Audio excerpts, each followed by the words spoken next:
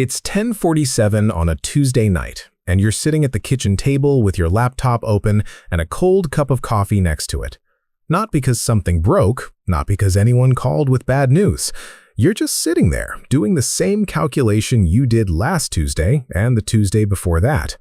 Rent, car, the loan you took out in 2019, the credit card that never quite hits zero, groceries. Trying to work out whether this is finally the month the numbers breathe a little, or whether you tread water again like you have been for 4 years. You already know the answer, but you keep checking anyway, because closing the laptop means accepting that this quiet suffocation is just what adulthood feels like now. Down the street, your coworker Dana, same company, same pay grade, bought her house 2 years before you bought yours, sent a message at 2 p.m. on a Monday saying she was taking a long weekend. No explanation, no permission slip. She just decided she wanted 4 days, so she took them. And here's what gets under your skin. Dana is not wealthy. She didn't inherit anything. She's not running some side business out of her garage. She just stopped doing the math. My name is Phil, and I've spent more time than is probably healthy thinking about why two people can start from nearly the same place and end up living in completely different worlds. Today, we're going to talk about what the personal finance industry consistently fails to explain, what actually happens to your money, your career, your body, and your daily experience the moment you make that final mortgage payment. And I promise you that by the end of this, the kitchen table math problem is going to look completely different. Because nobody tells you when you're 12 years into a 30-year mortgage that you haven't just taken on a large bill. You've agreed to carry an invisible weight that quietly shapes every significant decision you make, and you've been carrying it so long you stopped noticing it was there. Let's start with the arithmetic, because it's more brutal than most people sit with. The average monthly mortgage payment in 2025 is $2,329, and that's principal and interest only, nothing else included. For anyone who bought or refinanced at rates closer to current levels, you're looking at around $2,845. The median American household brings home roughly $5,400 a month after taxes, Social Security, and Medicare. That means a standard mortgage is consuming 43% of take-home pay before a single bill is paid, before a single bag of groceries is bought. Every financial professional on the planet agrees the healthy ceiling is 28%. Most mortgage holders are walking around 15 points above that limit every month for 30 years. Meet the Harmons, Tom and Lisa. Combined income of $115,000 a year, which sounds comfortable until you run it through what life actually costs in 2025. After federal and state taxes, FICA, and a modest retirement contribution, they take home about $7,100 a month. Now watch it disappear. Mortgage on their $390,000 home, $2,480. Property taxes, $400. Homeowner's insurance, $210. Maintenance reserve, because the roof doesn't care about your timeline, $330. That's $3,420 just to legally occupy the building. They have $3,680 remaining. 2 cars because their suburb wasn't designed for walking, $860 in payments. Insurance on both, $255. Gas, $290. Student loans, Tom's engineering degree, Lisa's MBA, $580. Health insurance premiums their employer partially covers, $360. Groceries for 2 adults, $720. Utilities, internet, phones, $440. They have $175 left. And that's before the dentist, before their daughter's after-school program, before the radiator noise that started last week, before any savings beyond the retirement contribution, before any version of fun. Tom and Lisa are not careless people. They have never taken a frivolous vacation. They don't own a boat. They are 2 responsible adults who did everything correctly, and every career conversation, every request for flexibility, every time Lisa thinks about launching her own consulting practice or Tom considers a lower-paying job that wouldn't wreck his health, all of it gets quietly filtered through one background question. Can we still cover the mortgage? That question is running constantly, like a process your computer is always running that you can't see, but that's slowing everything else down. That tab closes the day the mortgage is gone. Let's be precise about what actually frees up, because people consistently get this wrong in both directions. When the mortgage payment disappears, you do not get the full amount back as investable cash. Property taxes, insurance, and maintenance still exist. On a $400,000 home, you're looking at roughly $838 per month in ongoing costs regardless. So, if your payment was $2,845, you freed up about $2,000 a month in real, deployable money, which is, and I want to be exact here, genuinely transformative over time. Take that $2,000 a month into a basic S&P 500 index fund at the historical average of roughly 8% annually. 5 years, $146,000. 10 years, $365,000. 15 years, $693,000. 20 years, $1,177,000. You contributed $480,000 of your own money over those 20 years.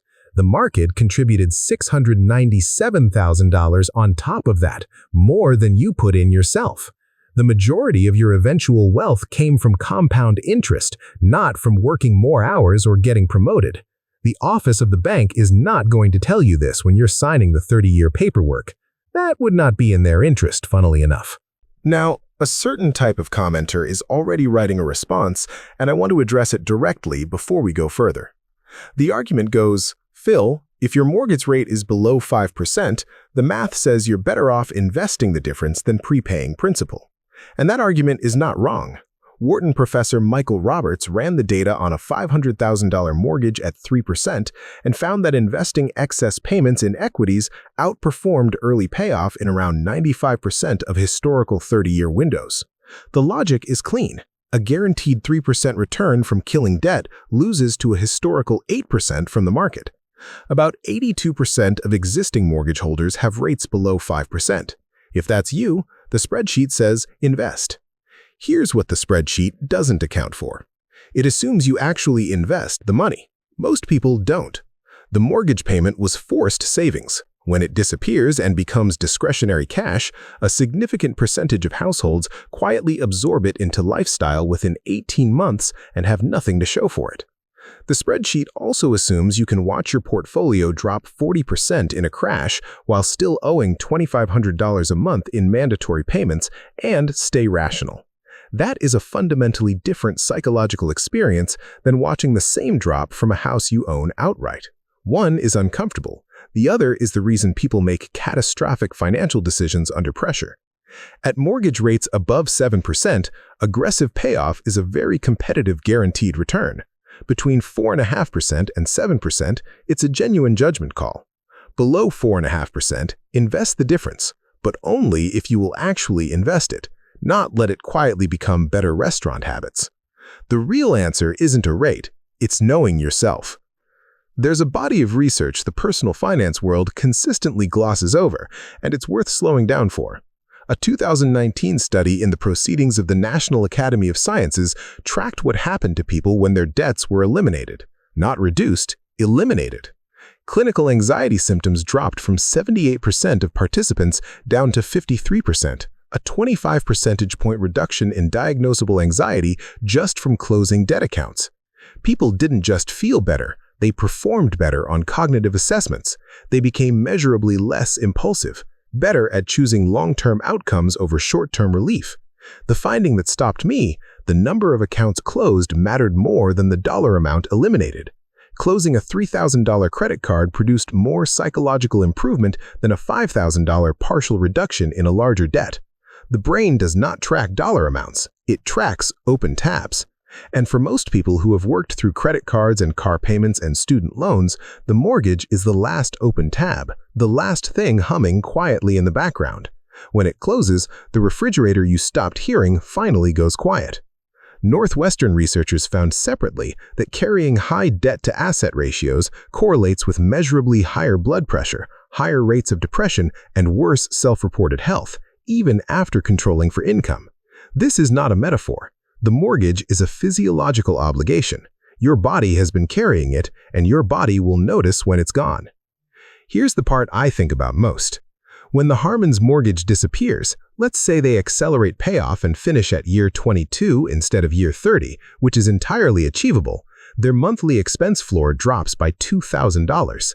In fire math, which is simply the formula stating you need 25 times your annual expenses to be financially independent, eliminating $24,000 a year in mandatory costs reduces their independence number by $600,000. They haven't earned more. They haven't launched anything or gotten promoted. They've changed what's survival costs, and that number controls everything. When both incomes must run at full capacity to service the mortgage, neither person can afford to leave a job that's making them sick. Neither can take a pay cut to do work that actually matters. Neither can start something that needs 18 months to become profitable.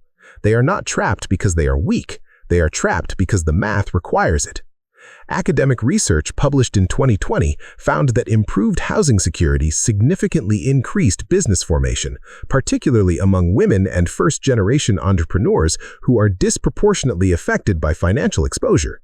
A separate study found that carrying a mortgage meaningfully reduces entrepreneurship, with the effect strongest when loan-to-value ratios are highest. So what does the Harmon's life look like at year 22? Lisa stops filtering every job conversation through the question of whether this role is stable enough to cover the payment. She takes the opportunity with more autonomy and slightly less salary because they can absorb the difference now. Tom starts the independent practice he has been sketching out since 2020 because one slow quarter no longer means losing the house. Their income didn't change. Their decisions changed completely because the math changed completely. Brief moment of honesty because I promised real numbers. The paid-off house is not free. Property taxes have risen nationally since 2019. Homeowners insurance has jumped 52% since 2020. The 1% annual maintenance rule, budgeting 1% of your home's value each year for repairs, still applies. On a $400,000 home, that's $333 a month set aside for the water heater that will choose a holiday weekend to fail. Your paid-off home still costs roughly $838 a month to own, closer to $1,300 in high-tax states. Plan for the real number.